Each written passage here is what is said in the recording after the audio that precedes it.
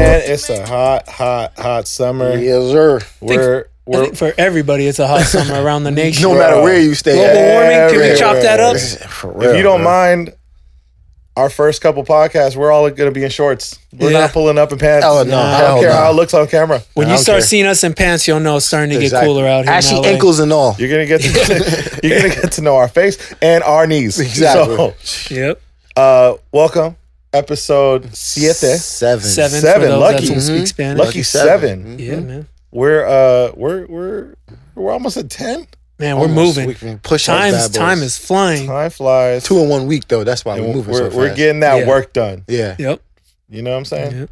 So how y'all doing, man? It's good. It's nice and cool inside here. Yes, it is. Yeah. And can't help but enjoy. Yeah. Just let's take our time. Take our time here. We'll take our time. Not rushing to get in that 405 traffic. No, man. But we're back and super excited. We just had the DJcity outing at Dodger game for the Freeway Series. Yeah. I got invited to that this time. You know how? Oh, you did? Listen. Hey, so, hold on. Go ahead. Can I cut you off? Go ahead. We were really concerned. We were going to talk about this. I'm like, bro, I hope you got the invite. No. They ate for real. So, shout out to Dazzler. Courtney, shout out to DJ Dazzler. Okay. She went ahead and, I think she took the initiative to really make sure that I get taken care of from now on. Hey, you know what I'm saying? Because everyone was like, yo, even like I said, we had the conversation. Phenom was like, yo, we got to get Rell more involved in everything that we got going on, et cetera. Yeah. And shout out to Courtney. She took the initiative and she sent me the invite. Unfortunately, I had to head out to Joshua Tree that day. So that's why I couldn't make it. But I was extremely appreciative that she extended the invite to me and wanted to get me involved. So Dazzler, I love you. I appreciate you. Thank you. Everybody else, big up. We're gonna have words for y'all later. It's for everybody else. No, Daz is taking on her responsibility really Absolutely. well. Shout out to her. She brought all the snacks. I saw that. And best thing that happened in DJ City was real talk. Some peanuts, some pistachios. because she spoils us. Yeah. But it was dope. Dope environment. Yeah, fun outing. Dodgers got called out for the last out, down one. At home plate, it was kind of disappointing. They were going against Houston, right? Big ups to the DJ City members that stuck around to the end and not leave like I saw that typical LA people. They left by the 7th inning. I felt like I want to avoid traffic. Yeah, hey, you gonna hit traffic anyway. Regardless. Phenom was asking, is it over by the 2nd inning? Phenom was asking when does this end in the second quarter? We're in the second quarter. Did he say touchdown when somebody hit the ball? Is it halftime yet? That's a goalpost, you know. But shout out to everybody stuck around. That was amazing. Definitely a big shout out to Jay Rhythm, who was celebrating the tying run, recording me like yeah, and then I'm like, he's like filming me. I'm like, brother, out. He's like, what? And for the record, as the right fielder, whoever was getting the ball on the base hit, I'm like, don't send him. Right. And they sent Bellinger, and he was out by a mile. Yeah, we had to review it. Don't. We had to double check on the third base coach if it was on him, and it was on him. Damn. It was for sure on him. But it was a great game. Yep. Got some tacos after that with Lincoln Heights. And got the Lincoln Heights. 5 points. Yeah. Y'all went to the hood. You know. Lincoln Heights 5 points. Y'all went to the hood. The safety radar was going off. Yeah, it was going off. Shout out to Big Syfy. He put us on. Jay Rhythm's like, am I safe out here? Like, not with that blonde hair. We had like a $40. Blonde hair. We had a $40 what would have been a restaurant order, but on the streets it was like $12. Yeah, bro. It was like, it's the hood trust system when you just ordering food and they're just feeding you, but they don't charge you. Right.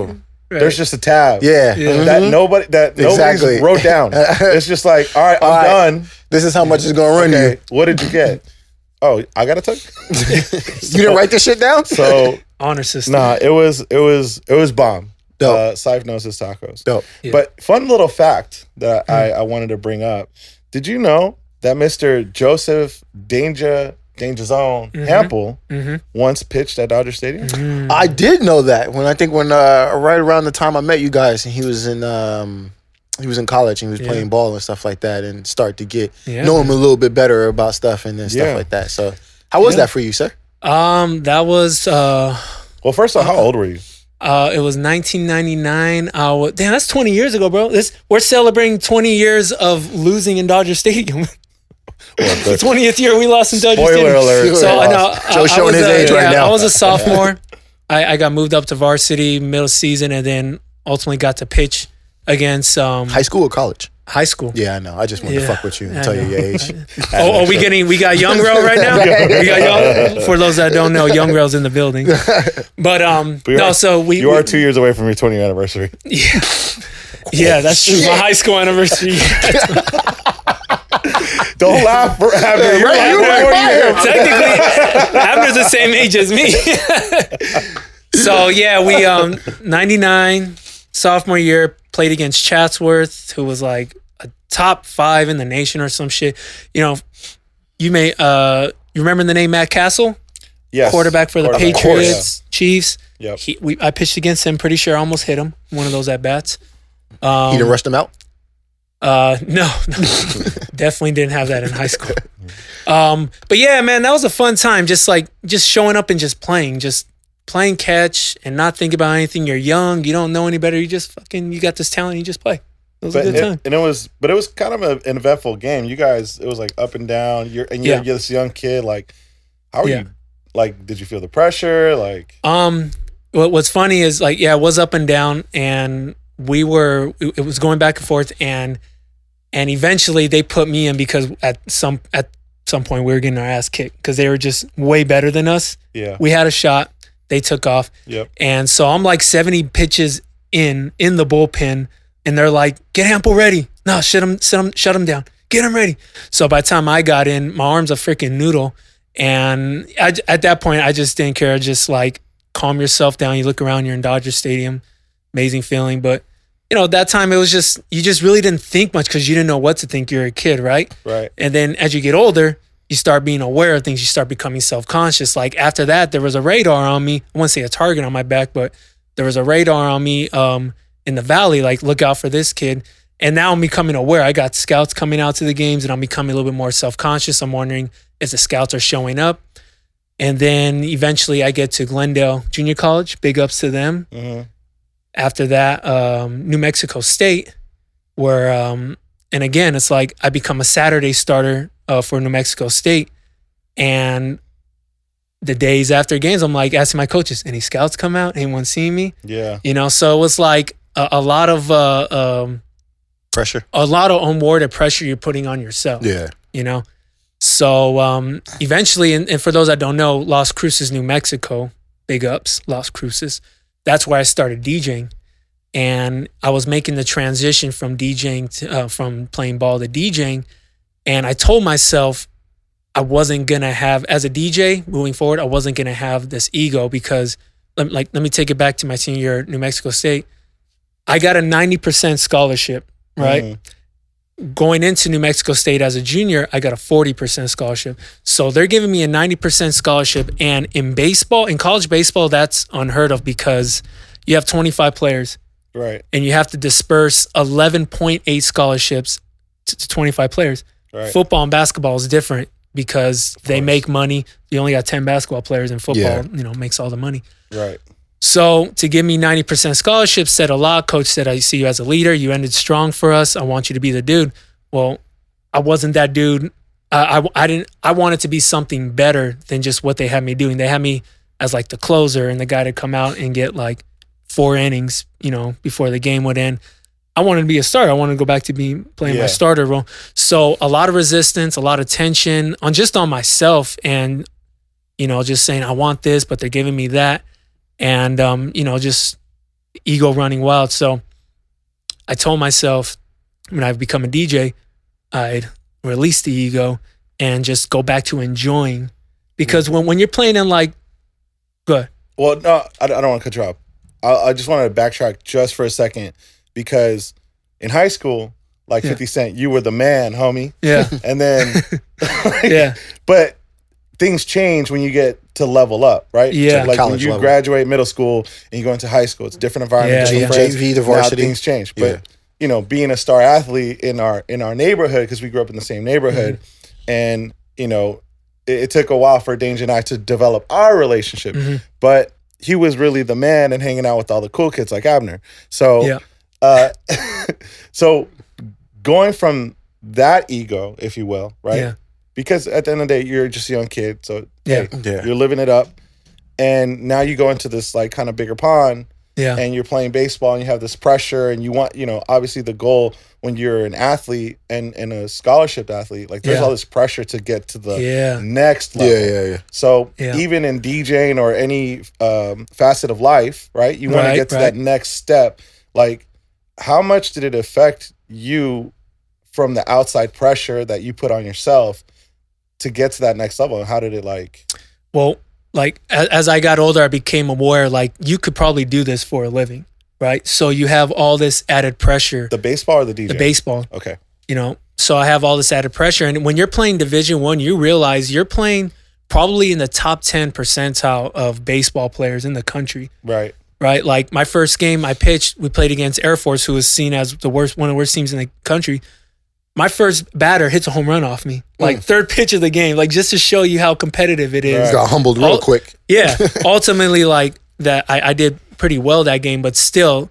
And when I got dropped, after 4 starts, I wasn't playing my best. I was becoming self-conscious. Bro, I don't know if I ever shared this with you.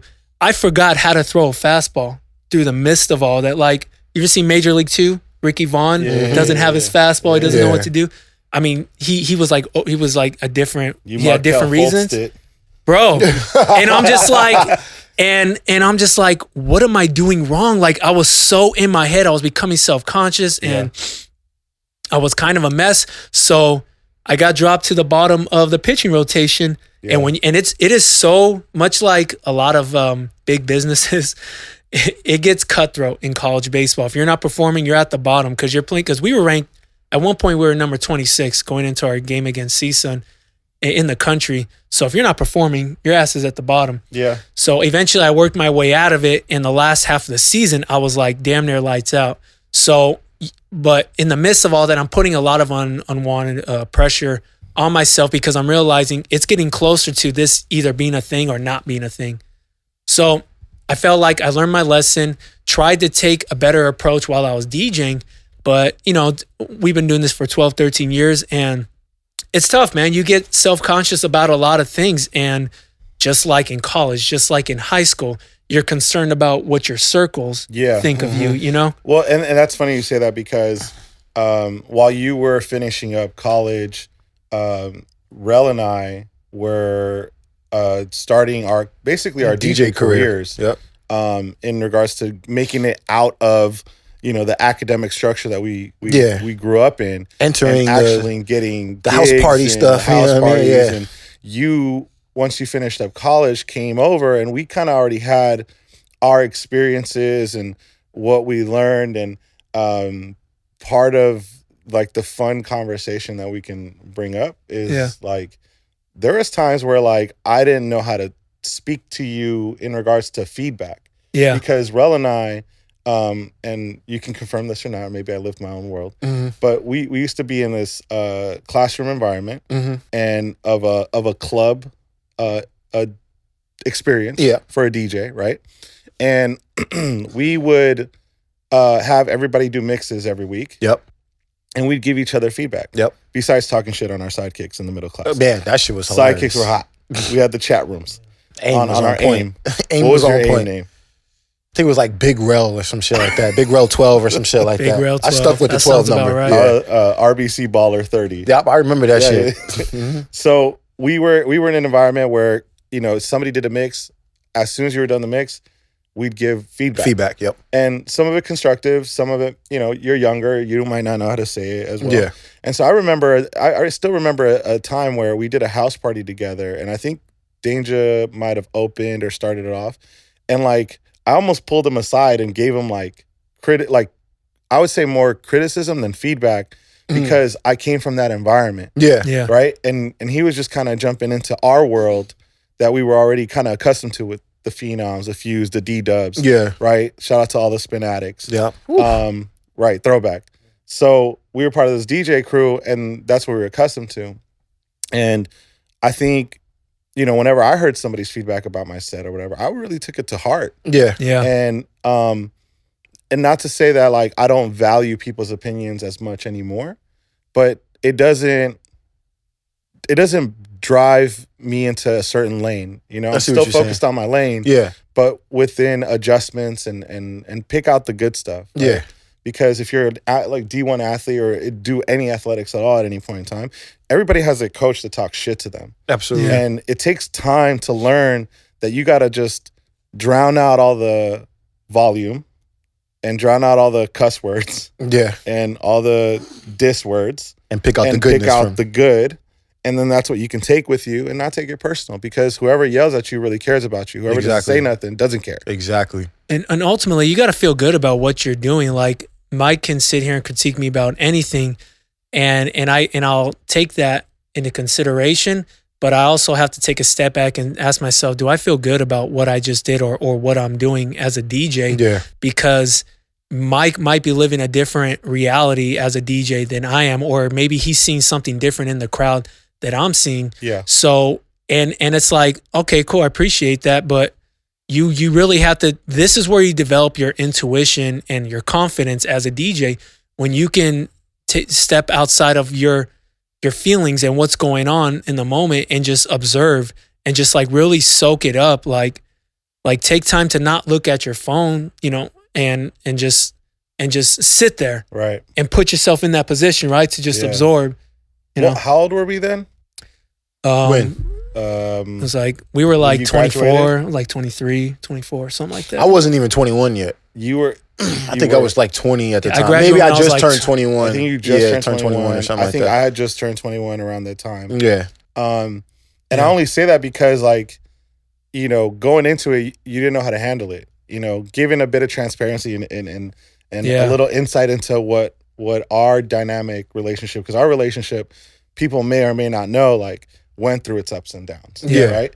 And like any other friendship, and especially with the DJ thing, it's funny because, and I don't know, you know, I'm sure we can all relate.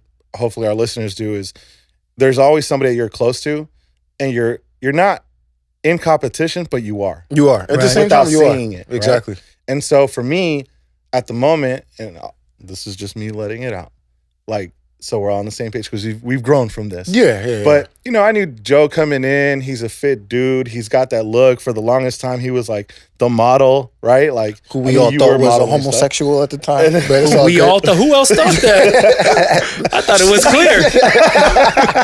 was clear. I was straight. I mean, ain't no surprises. I ain't no Lil Nas X surprises. I never questioned. Well, you knew him. That's why. Yeah, you know what I'm saying? I'm saying from some of us that didn't know the extent. See, in New York, if you're from New York and you come to LA and you see pretty motherfuckers, you just automatically chalk them up as gay. Listen, go ahead, Mike. Continue.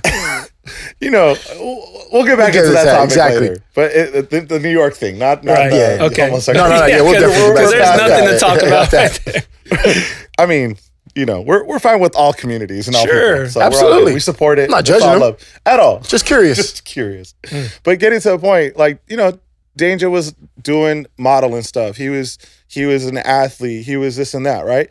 And in my head, as a chubbier, you know, not so like public persona, like that fits the public persona at the time, and that's my own self-conscious, right? Yeah, that's I'm bringing that upon myself. So again, nobody really controls that other than myself, and that's how I felt at the time. And I felt like, man, self-esteem, right? Exactly. And so I got to work on myself. But at the time, I'm like, well, Danger has this ability to be able to brand. Other than at the time he was called Juggernaut, but that was like a branding thing he worked out. Yeah, thank God. But I was like, he's gonna have all these advantages in the future. Yeah, I got to get so much better than him. Yeah, talent wise. Yeah, just to make up for the way that he's gonna be able to be branded as a DJ later. Yeah, this is the shit that's going through my head. No, you know what I mean, bro. I get it. And although we're all boys at the time, you're too young and naive to understand how to grow together. Yeah. Because you're everyone's trying to get the same pot of gold. Exactly. Everyone's Right, chasing because after we that all one know thing. we all know the same circle, Yeah. right, or circles, right, and so then that's I think that's eventually where we all kind of just started to slowly find our game, if you will, and where we fit on the court, Exactly. and found our routes. But at the time, you know, like it was difficult to like accept, and you're just fighting that. And I think that's why, although I went so tough at you, specifically because I knew that you're going to be capable of doing more. Even in my head, I was like, I'm going to be a manager one day because I'm going to manage fucking Danger. Like, because he's going to be able to take it to the other level, right? Yeah. And so, but all those things go through your head because you're just like, fuck, like, all right, how am I going to make this work for me? Where is like Danger's thing going to go? Like, where's the whole Spinatics thing going to go? Yeah. You know, you're trying to figure that out. And I think, you know, that self-conscious, like what people think, like I was so in my head early on that I think it's important that us having a voice and a platform that you understand, like, you it's on you. Yeah. You know what I mean? 100. Your mindset changes how you evolve. Exactly. And how quickly you evolve. Because the door could be unlocked, but because it's closed, you don't go and touch it. No. I think for me, like it's the same. The results were the same. Yeah. But the mindset was a little different. You know, going back to what Joe was like, you know, the New Yorker or whatever, me being freshly from out there and having a more aggressive approach. So when it came to critiquing someone, it may have came off a little bit more aggressive. Like, yo, he's talking shit. Yeah. You know what I mean? Like, yo, Rell's always talking shit about somebody. You know what I'm saying? And I was, but it wasn't Still. my attention to be like, still be like, fuck you, you ain't shit kind of thing, but just being like, yo, you fucking up, don't do that. You know what I'm saying? Like, you should do it this way. But then on the flip side, when someone was critiquing me, it came off as like, you ain't shit, you can't do this or whatever. And I'm like, nah, fuck that. I gotta be better than all these motherfuckers. Yeah. You know what I'm saying? So like you said, your thing with Joe is because he was this thing there. And I'm like, Joe ain't shit. I'm saying I'm as good as him. So it don't even mean, I mean, I didn't personally have that with Joe. But if we were talking about, I'm saying that with the circle that we had in, I'm just as good as anybody, one of these motherfuckers. You know what I'm saying? Regardless if he could be branded a little bit more than I can, or he's more marketable than I am or whatever. But if we're talking, and I guess at that time, the talent held a little bit more weight than at the time. At that time than what you know, whatever your branding or your following was or whatever. You know what I mean? And it took me, I guess, or for me, when the marketing or the branding side started to hold on a little bit more weight, I started to fall behind. You know what I'm saying? Because I still had that mentality of like, no, my talent skills got to be up. Fuck all that shit. You know what I mean? Like, I got to be that. So, like you said, if that, and then again, it was harmless competition, competitive. You know what I mean? Yeah. Being competitive within, you know, the circle of your group or whatever. Yeah. So for me, it was just kind of like, I got to be better talent wise. I got to be better, as opposed to, man, let me pick their brains or let me see where they're actually coming from, as opposed to being like, now fuck that. Yeah. I'm going in here and being like, you know, practicing 6, 7, 8 hours a day. Yeah. But what okay, I could do a crap scratch, but how's that gonna help me book this gig over here? You know what I'm saying? Yeah, so it's like, I think for me, that's where I was like, okay, you got to get out of that mindset. Yeah. Everyone's not after you. Yeah. You know, there are a lot of people, there are a good amount of people out there that's actually that will be willing to help you if you just sat down and listen and not interpret what they're saying, and listen to what they're saying and be like, okay, this is what the reality is, as opposed to what I got going on in my head. Yeah. You know what I'm saying? And conversations change all that. And for you and I also, like, it's funny, I have a different dynamic with both of you, right? Like, and because Rell and I, in many ways, and I've said this a couple times, like, we have such, up until I like took a for real hiatus from DJing. Yeah. But like, we were extremely similar because we were in the same rooms, learning all the same things. Yep.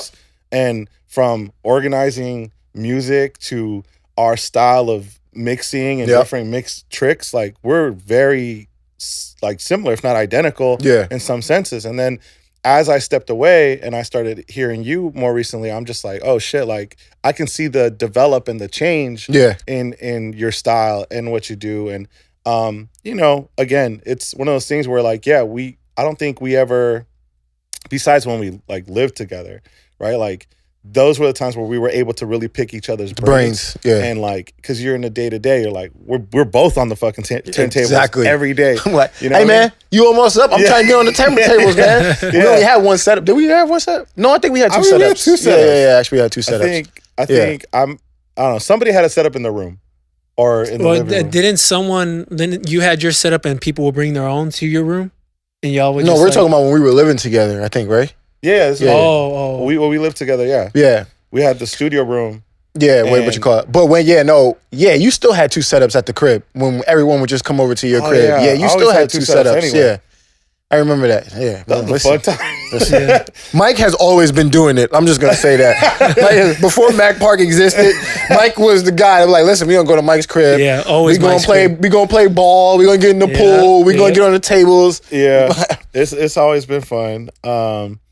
But I lost my train of thought. Well, I want to jump in and say to what you were saying before about like how you had your issues with me. And it's interesting because to this day, I'm getting better at it and I'm noticing it more. So I catch myself. But I was, I don't know what's the word, reactionary, or I was very reactive. Okay. Like if someone had an issue with me and I didn't know, like, so for the longest, I thought Mike and I were good. You know, like I just started DJing, he just started DJing, and we hardly saw each other because I was in college.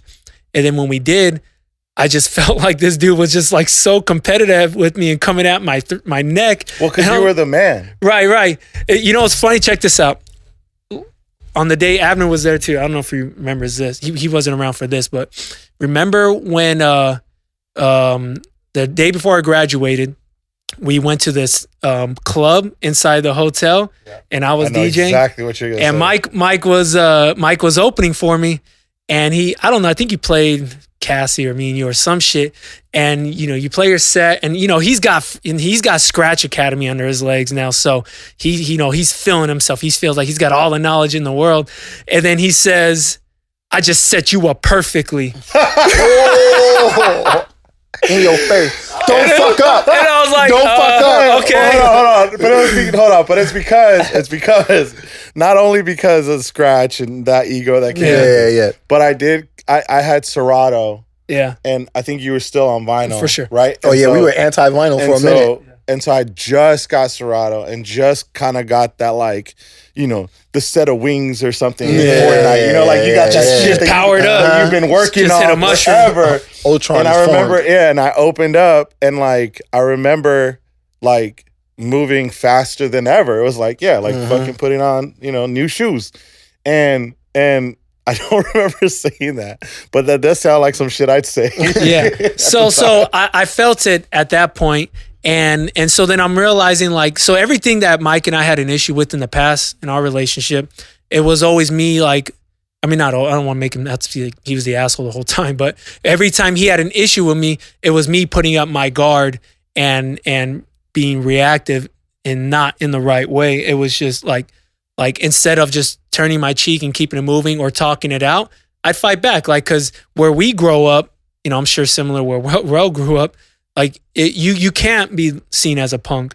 Like in the streets of the San Fernando Valley, if someone stared at you, you had to stare back because you felt like if you looked down or looked away, you felt like a mark just because you were conditioned that way. So Mike and I, we're gonna chip back at each other, you know, just to let each other know, you know, what time it could be if it came to, if it never came to that. But you know, we let each other know. So moving forward, I realized because Mike had this connection with house parties in the Valley, and he wasn't booking me. So, but I told myself, like, all good, like don't you know, flinch, don't raise a muscle. Like, did you? I don't mean to cut you off. Did you feel that way, or you felt a certain type of way? Because I was obviously part of that house party era or whatever. And do you think it was because he wasn't booking you because y'all were boys, or he wasn't booking you did you feel a certain type of way because y'all were boys and he wasn't booking you, or because he was booking the rest of us and wasn't booking you, and you were like, yo, what the fuck? Well, I think it's all kind of the same. Like I felt that he was his competitive side had taken over, and that's when I was already aware of how competitive things were, and how we were all kind of like trying to get after it, or after that one thing, like as if there was the only one thing, you know, it wasn't enough to go around. We didn't know no better. Yeah. So I felt that, but I told myself just like, don't be reactive, you know? Fast forward to today, like if a booker doesn't hit me back or if I'm getting the runaround, like I try to think like, this guy's probably going through some shit. Yeah. I got to be considerate. Some personal shit. Like at that time, yeah. Mike was going through some shit, but I wasn't considerate. I was just reactive. I wanted to throw back. So I think that's something to take into consideration when your boy is chopping you down or he feels some type of way. Just understand like they're probably going through something and they just need to find their way. They need to figure it out. You know, it'd be dope to like it would have been dope if I offered Mike some. You know, just reach out and hey man, are we good or is everything good? Anything you want to get off your chest? And that would have been 10 times better than me fighting back. Exactly. And because even then, still that conversation, like your maturity level, right, has to change and your approach of things. And I don't know if it helps clarify anything because we're way past a lot of that stuff. But I think it was definitely a combination of two things, which was the competition side, and then the other side was, you know, I was so comfortable with the Spinatic guys, right? Yeah, we were all comfortable with just each other's sound. And I think that was the thing where it was like, oh, I feel like Dainja's got to get his sound together with like what we're doing. Yeah, and again, a young mentality. Yeah. Just bring up a quick story that involves Mike in around that time. To talk about communication and with the Spinatics, I remember because we felt that energy that Mike was giving off, and everybody was just like, "Yo, you know." I remember that. Mike is kind of like, you know, real. Everyone felt like he just like, in layman's terms, that ego. Like he was like, "Yo, every time we spin with him, it feels awkward." You know what I mean? Like we love the kid or whatever. I don't know if we want to be around that. So I was like, okay, I get what you're saying. You know what I mean? Like I was like, but. Did you say that to him? Yeah. And they were like, nah. We don't need to say nothing. We just, no. I was like, no, nigga, that's not fair. Like, because if y'all got that shit from me, I would want y'all to say. I was like, maybe he's not even aware of that shit. And I was like, if I wasn't aware of something, I was doing something, I was being a certain way. Yeah. I would want the cats that I'm cool with to say some shit to me, like, yo. Yeah. And they were like, well, who's gonna say something to him? I was like, oh, you gotta be fucking kidding me right now. Like, we were all grown ass men here. Like, I was like, yo, I'll talk to him or whatever. And sure enough, Mike and I had a conversation. I think Fuse was in the whip with us at the time. I remember that. And Mike was like, yo, I wasn't even aware that, you know, I was coming off that way. You know what I'm saying? And like you said, I think at the time he was going through some shit or whatever, and he expressed that. And I was like, this is what I'm talking about. If you just communicate that, or, you know, you have that conversation, then you can be brought aware of like, oh shit, you know what? Yeah. He wasn't aware that he was even coming off in that way. Yeah. And we weren't aware that he was going through whatever it is that he was going through. Yeah. So you know what I'm saying? Just speaking up on that and coming to terms and being like, okay, dope. We had that conversation. We good now. Yeah. Now, if he continues to be the way that he is, now he's being an asshole. Yeah. Right? Because he's aware of it and he's still choosing to still come off in that way. So well, the self-conscious side and the control and the different things like that, right? Because it's at the end of the day, like, part of those reactionary things that you're talking about definitely come from the outside pressures and the things that you're going through. And not to defend my assholeness at any point. You know what I mean? We all make mistakes. I think I've been there many of times, and it has a lot to do with my personality. Like, I think, by no means am I defending it, but like just recently I was called or asked if I thought I was Kanye West, right? And I have no problem with that because to me, that's a compliment. And although Kanye or whoever looks crazy, and I'm not a big sign guy, but we're both Geminis. And my whole process and mindset going into anything and everything. I mean, I'm talking about from our basketball runs, right? Like everything has a design, has a brand aspect to it. Like I take shit so fucking serious that could be considered so small to anyone else. Because that's just the way I look and approach things. I'm not here to like just go by in life and half-ass shit. Like I do things like in that DJ side, all I wanted to do was, and that's the thing, being that young, you don't understand that sometimes there's just a way to do things that's appropriate without affecting everybody else. I'm just trying to be the best fucking DJ, scale my business, scale my brand. Absolutely. And I'm trying to get there fucking quick because I'm grinding and I'm hustling. Yeah. And although those things are or could be looked at in today's generation as good for you, but you still have a role to play. Yeah. And when there's a team involved. Now, if you're playing tennis, go be the fucking best tennis player because there's nobody else you got to worry about. Yeah. But when you're playing basketball, swing the rock, set a pick, get a rebound. Phenom, I'll explain this to you later. But man, you're required to play certain roles, and you know you got to be able to play that, and just even to elevate your own personal brand or whatever it is that you're trying to evolve at. So I hear what you're saying. And another thing, you can't, even within your role, whether you're playing tennis or you're playing basketball, like you can't let other DJs divert you from your game plan. Yeah. If your game plan is to be this DJ producer and you're just getting your rocks off, or if your game plan is to get booked around the country and you need to make yourself look bigger than ever, do whatever it takes. Like, it's so frustrating to me when I think that this DJ might be judging me because I posted this flyer 3 times. Like I don't give a fuck if you don't like that I post a flyer 3 times. Yeah. It's like I'm doing what I have to do to get to the next level. And I think that's an issue within our DJ community and just in every community. We're too concerned about the people, about how others think about us. You know who does win? Are the people that we're talking about and making fun of. Yeah, exactly. I was talking to Syph the other day, and someone's name came up, and I'm like, oh, you feel that way about him too? And he's like, yeah, man. And then we got into it, and we talked about how this dude's kind of a weasel, and he does all these things, but it appears like he's killing it. And Syph's like, stop me, said, but you know what, bro? Guys like that always win. Always. They figure out a way. They don't give a fuck about what you're thinking. Yeah. They figure out a way and they make it happen. I'm not saying people got to go out and be shady and be a weasel or anything like that, but you can't be concerned about what other people think. You got to, like, my best success moments is me saying, before it happens, is me saying, I don't know what's going to happen. I'm just going to put my head down and work. Yeah. And shit's going to happen. A good example is back in the day, people don't know, if they ran into you at a club, they'd be getting a mixtape. Yeah. People behind your back we're probably we're talking shit. Yeah. Because it's like, oh, that's that dude that passes out mixtape. Or why is he passing out mixtapes? Who the fuck listens to these? Look at him now. Fuck?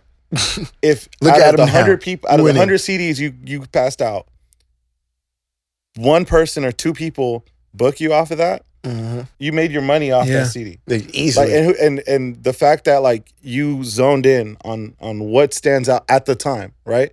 Like, I don't even know what the equivalent is today. I mean, I don't know, sending somebody your SoundCloud link on Instagram. I guess so. Like, the hustle's different. Yeah. The manual labor, like the actual investment into your brand, like those different things, like those are the things that separate you because you're not allowing the outside world to affect how you do you. Exactly. It's it's a simple exercise of repetition. We love sports here, so I'm gonna keep going back to that. Sorry, Fino. If you want to become a great 3-point shooter, you chuck up like 400 shots a day, right? And you get it's a muscle memory, right?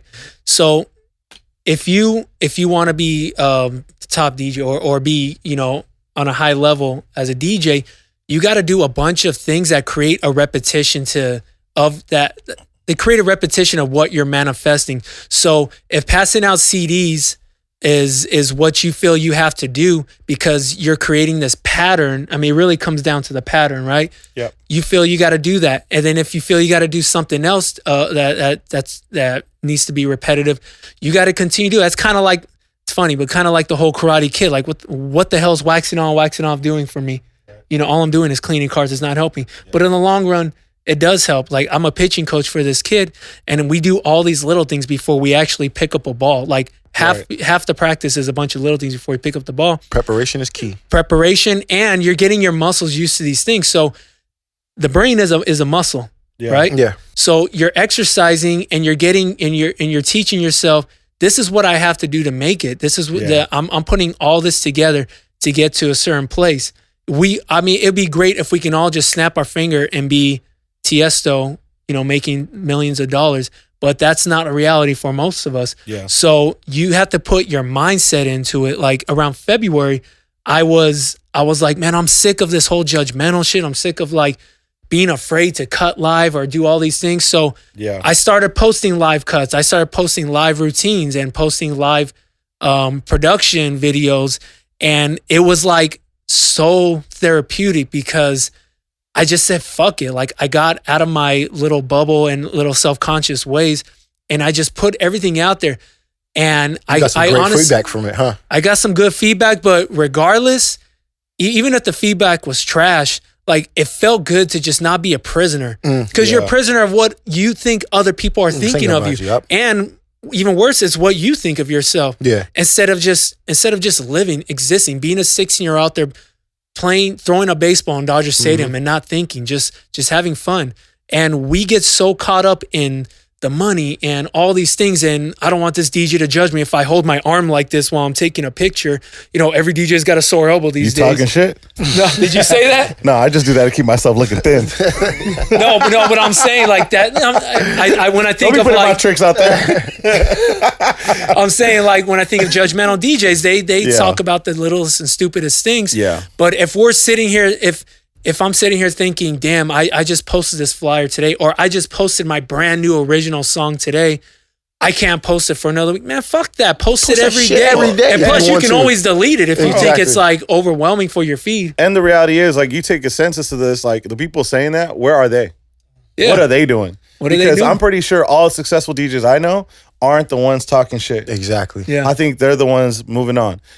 A good friend of mine once says, when I didn't have money, all I did was talk about money. Once I got money, I never talk about money. I don't need nobody to know my business, what I'm doing, and what's going on. Exactly. That's Stay real talk. quiet and you focus on what's about you, because at the end of the day, if you worry about shit you can't control, bro, you will lose control of your life. Yep. And one of the things I envy about you actually is your discipline, because the amount of discipline you have is nuts. You will bring your coffee grinds and your butter, special butter, to like live within this like these like rules and goals. Shout out to Bulletproof. Okay, so Bulletproof is not a sponsor. Right? Damn it, why'd I do that? Yeah. I'll clip them out. But like you have this level of discipline, even when it comes down to you know, decisions in your life and just how you manage yourself and time. How many DJs do I talk to and they're not even awake by 1? Yeah. You know, I'm up by 7, baby. Man, I had a DJ once. I'm not gonna say his name, but he asked me this question, like, how do I manage my time better, right? Or how do I get this done? I was asked to do something, I didn't get it done on time, and now I got pressed, and I feel like the friendship is like kind of hurt. The business relationship and the friendship is taking a hit because I didn't get this thing done that I agreed that I would get done, right? So I said, give me your phone. He hands me his phone. Check the screen time. I said, okay, well, between Wednesday when you said yes to the job and today, Friday, where you just got it done, right? You said you only had 30 minutes to get it done today, right? Okay, well then, what about the 5 hours you spent on Instagram between Wednesday and Friday? Talk to him. Yeah. Talk to him. Yep. What time did you wake up today? Like 1 o'clock. 1 o'clock. Yo, like, Jesus Christ. you know how many DJs, like, I get it. We all have late nights. I went out last night. You know, I didn't get home till 3 o'clock in the morning. You know what I mean? But I got to be up by 9, 8, like, just to get everything else I got to get done, get here and record a podcast, and have the rest of the day to do the other shit I need to do. Yeah. Like, either you want it or you don't. You don't. And at the end of the day, it's really self-inflicted. And if you focus on it and don't worry about what other people have an opinion about your shit, then 100%. You know, we can see some different moves and successes in this industry. Exactly. Let me ask y'all this stuff. Yeah. With all you know, us covering all the self-consciousness and all that stuff and all the experience and being in this industry for a decade plus, you know, et cetera, to this day, you guys still experience, and I'm gonna say it in a particular scenario, when you're in a club DJing, do you still have those self-conscious moments? Like, regardless if it's, damn, the crowd's not fucking with me, or the promoter's not fucking with me, Every or day. you know what I'm saying, whatever. Like, And if you do have those self-conscious moments, how do you bypass them so it doesn't affect either your set, either, you know, your actions towards whoever? You know what I'm saying? Like, how do you get past that? You know, if I'm a DJ being like, yo, every time I go, I feel like, you know, I'm sure, you know, I'm sure I can speak for you guys as well. You know, I'll have a set where I was like, man, you know, it was cool. I probably wasn't getting the reaction that I wanted to get. Yeah. You know what I'm saying? And I just thought it was cool, but I got everybody and their mama being like, yo, you bodied that shit, blah, blah, blah. And then, you know, obviously you take the compliments and you're like, oh man, appreciate that. But you still feel some type of way. Like, yeah, you feel like I could have done better. You know what I mean? Like, how do you guys ways around it, get through it? Yeah. What are some of the ways of like kind of being like brush it off? You know, again, going back to sports. If you know we're playing golf, and I'm at the tee, and whap, and I bush the shot. You know, it's in the sand pit, or I'm in the water, or whatever. How do I brush that off? Or if I'm a quarterback and I throw an interception as a quarterback, how do I like fuck, you know, and move on and not let it affect the rest of my game? Yeah. If I haven't said this before, I love sports anatogies, man. Man, look, it's the best. Check this out. I once read a quote by Oral Hershiser, who, tough name, Dodgers pitcher, Hall of Famer. Not important right now. Oral. So Oral said, if I give up a base hit, from that point on, I'm throwing a no-hitter. Okay? If you butcher a transition or or a track or whatever, or play the wrong song, from that point on, I'm good. I'm throwing a no-hitter from that point on. You have to be in the moment and be present. When I walk into a gig, I was just telling Sack Noel, like, he's asking me how I feel about walking into gigs and about new bookings. I said, look, man, when I walk into a gig, I'm trying to walk out with the promoter or the employee saying, that's the best DJ we've had. And you can't just walk in and do it. There's game planning, there's prepping, there's a formula, there's a science behind it, along with feeling it out and getting, you know, and understanding your situation. So I have that mentality going into it. So because I'm so firm with it, I'm confident. And if I do, I wouldn't say derail. If I do something that I think, well, that was a good try, but you may have missed that. Yeah. From that point on, I'm present. I'm in the moment. I'm living in the moment, and I'm giving them the best set from that point on. You can't get caught up on your wins and losses. You can't get caught up in what I did wrong. Like, the best you can do is in that moment on. And there's times where I'm like, you know what? Maybe they didn't feel it. And then I might be thinking, you know what? Maybe they didn't feel it. Fuck it. Whatever. I don't care. Yeah, I'm moving on. One, right? Like, because if you limit yourself to that one booking, if you limit yourself to that one situation, then you're living a very scary life. You're not living at all. You know, so you have to think like, you know what? That wasn't the best situation. Cool. We'll keep it moving, move forward. And, you know, whatever happens, happens. Yeah. Relating to like being in a set, I think that's where key records for that room make sense, right? It's kind of like a reset for you. Yeah. And sometimes you got to just reset yourself. Yeah. But I think in general in life, like, I've been really fortunate and blessed to got into a space mentally where, like, I'm not worried about the losses. I'm not worried about the misses. Like, I just have to pick up the lesson that comes with it. Yep. That's the most important thing. But always moving forward and not looking back. Yeah. Other than what to gain. Yeah. Right. Because if once you've been able to develop that kind of like thought process, like, how many of us had and I'm sure a lot of DJs can relate to this, but when you go to a venue or you're out of town or you're just on vacation, you're about to go to Cabo and you're going to go hear a DJ, and then you have this judgmental ear, right, that you can't turn off. Exactly. And that happens for probably 7 to 10 years. And then finally you're just like, I don't give a fuck. It don't. You know what I mean? What do you got to do with me? You got to let it go. You care about the song. Who cares how they transition? Yeah. Yep. Like, who cares? Exactly. You know what I mean? Like, and as DJs, we all care, but like, what's the point? Like, how does that change your life? Yeah. By thinking about that. And so once you've learned to just, you know what, in your own self, in those moments that you're talking about, about worrying about everybody else, like, you know what, I communicate to what's important. Exactly. Right. In some scenarios, I'll be I've been in group chats with promoters or a bottle server or whoever at the club, and they'll tell me where the energy's at. Yeah. And there's rooms like that, and then there's rooms where I'm in the dark. Yeah. And I have no idea what's about to happen, but all I know is when I came there, I made sure I shook everybody's hand. Yep. Yeah. I said what's up to everybody. Yeah. Whether it's clients or people working there, did my thing. On You the did way the out, proper steps. I shook their hand. Yep. Talked to them. Cool. I did my part. Did your part.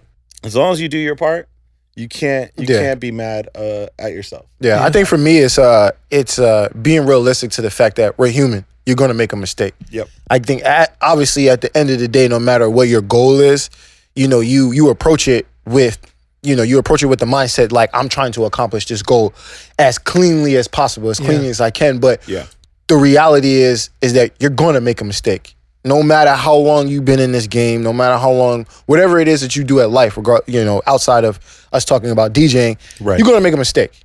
You know what I mean? And like you said, it's just about how you pick up, you take it as a lesson, and you keep pushing and you keep moving forward. And I think that's my mindset. Like, all right, cool. I fucked this transition up.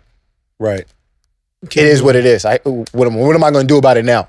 Keep it pushing. Go ahead and knock the shit out the park. Pitch a no-hitter. You know what I'm saying? For the most part. And like, all right, cool. And that's how I made up for butchering this transition or whatever, playing the wrong song or, whatever the scenario is at that time. So I think for me, it's just understanding that reality is you're going to make a mistake whenever, at some point down the line. You could have 3, 4, 5, spots that you do and you felt like you bodied your set and your set was flawless, but then that 5th, 6th set, I kind of fucked up or I wasn't present or whatever, whatever it is. So it's just understanding that I'm going to make a mistake at some point and then just learning from it and moving forward and doing my best or doing our best to accomplish what our goals are. I got a DJ AM story before we wrap this up. Yep. I was at Banana Split and I was watching AM do this routine, and it was like I want to say it was like a 2 Live Crew routine. One of those 130 BPM songs. I think they were all 130. but it was like Ludacris. It was like face down, ass up. Yeah, it was that song into Ludacris's Fantasy. Yeah. And it was the wordplay thing. And I was watching him, and he fucking train wrecked his ass off. Bro. Yeah. I know it may come to a shock to a lot of you, especially some of your peers, but he fumbled. It was sloppy. He was human, man. He was human. Yeah, He was exactly. human. Obviously not take away from anything, but No. it sounded like clothes, shoes, and a fucking dryer. The shit he was doing, but I wasn't judging him. I'm like, okay, come on, get it together, grab it. You just want him to grab the the rhythm, and he finally got it back on track. And then from that point on, like you can tell just by looking at him, he was like, whatever. It was whatever. Just keep it moving. But to me, watching him pick it up and run with it and get it on track and run with it, like I enjoyed that, like him fucking it up and cleaning it up, then doing it straight clean. Yeah. Because I know this dude has practiced this enough to where he's probably fucked up and he knows how to pick it up in case this shit happens. So to me, that said a lot, and obviously made his aura and his whole thing even bigger. Did you feel when he train wrecked that transition, did you have a sense of like, damn, you know what, I'm good, like what I got going on, knowing where I'm at, like seeing that caliber of a DJ train wreck a transition, right? And then obviously pick it up and keep going, and you felt like, damn, he train wreck a transition. Yeah. Like, I'm okay. What I'm doing or where I'm at, where I'm at in this industry or where I'm at, I feel like in life or whatever, well, I'm not doing too bad. You know what I'm saying? Like in regards to like skill set, like I didn't, in the routine, I wasn't at that level yet. So I don't even think I thought about myself and what I got going on. But I know what you're saying. Yeah. When you hear a DJ fuck up and you're like, oh shit, he's human like me, or or especially someone that you kind of admire. The club didn't flinch when he fucked up. When there was no mention of it, they just so, and to that DJ who's probably a seasoned vet, probably just put it behind them, grain of salt, keep it moving, keep it pushing. Yep. Yeah. Oh. Well, that was a healthy conversation for all of us. Yes, sir. Absolutely, 100% healthy. Episode 7 is in the books. Yes, sir. Yeah. pleasure to, like a healthy, to share the room with you guys. It's like a healthy therapy session. You know, they always talk about and mental we're health. not licensed therapists, so don't come at us if shit hits the fan. Right? Look, again, the disclaimer may be at the end. Yeah. But this is all our opinions. This is our opinions. They do not reflect Life DJ City's,